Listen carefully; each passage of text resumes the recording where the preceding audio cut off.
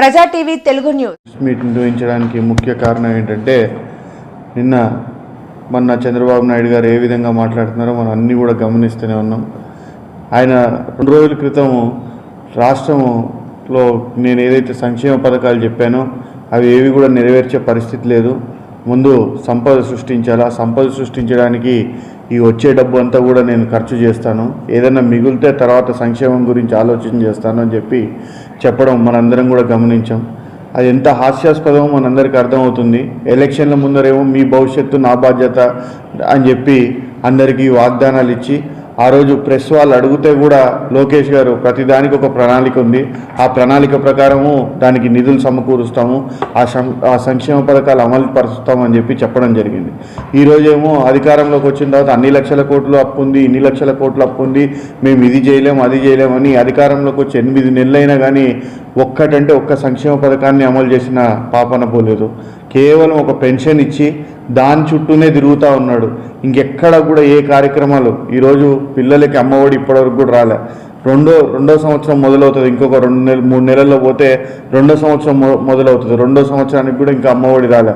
మహిళలకి 18 ఏళ్ళ నుంచి 59 ఏళ్ళ వరకు కూడా ప్రతి మహిళకి 1500 రూపాయలు ప్రతి నెల ఇంటికి పంపిస్తా అని చెప్పినాడు. ఆ డబ్బులు లేవు మహిళలకి.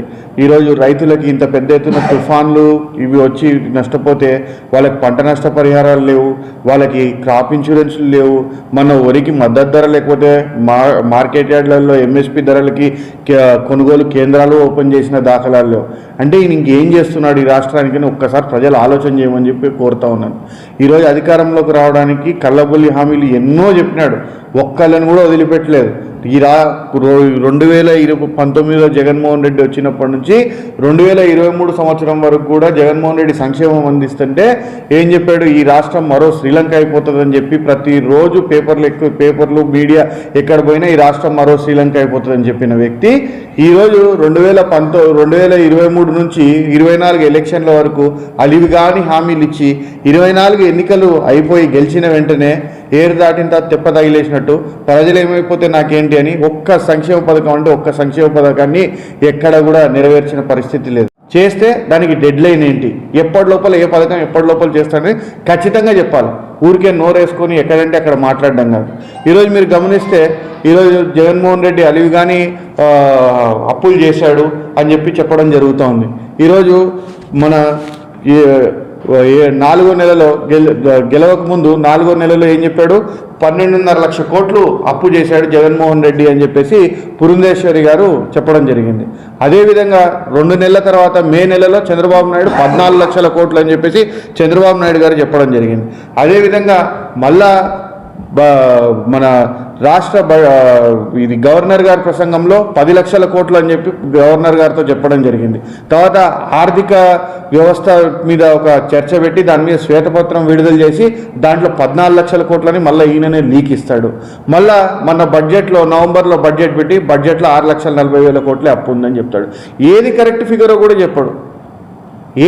ఫిగరో కూడా చెప్పడు. ఈరోజు ప్రజలకి ఏం చేయబోతున్నావు అనేది ఖచ్చితంగా చెప్పాలను. ప్రజలకి ఇన్ని హామీలు ఇచ్చి గద్దెనెక్కావు. నేను ఊరికే నీ అందం చూసో నీ ముఖం చూసో ప్రజలు నీకు ఓటేయలేదు. ప్రజలకి నేను ఇది చేస్తానని చెప్పావు, ప్రజలు నమ్మారు. జగన్మోహన్ రెడ్డి ఇది చేస్తే దీనికంటే 10 చేస్తా అని చెప్పావు కాబట్టి ప్రజలు నిన్ను నమ్మి ఆశతో నిన్ను గద్దెనెక్కించారు. ఈరోజు వాళ్ళ ఆశను నిరాశ చేస్తావా, లేదు నేను నీ నిజాయితీ నిరూపించుకుంటావా ప్రజలకు ఒకసారి తెలియజేయి. ఈరోజు కేవలం ప్రతి దగ్గర అడ్డగోలుగా దోచుకోవడం, ఎమ్మెల్యేలు పర్సెంటేజీలు తీసుకోవడం, ప్రతి కార్యక్రమంలో అడ్డగోలుగా దోచుకోవడం అనే కార్యక్రమాలు ఎక్కడ రాష్ట్రమంతా కూడా జరుగుతూ ఉన్నాయి. ప్రతి దగ్గర చూస్తూ ఉన్నాం.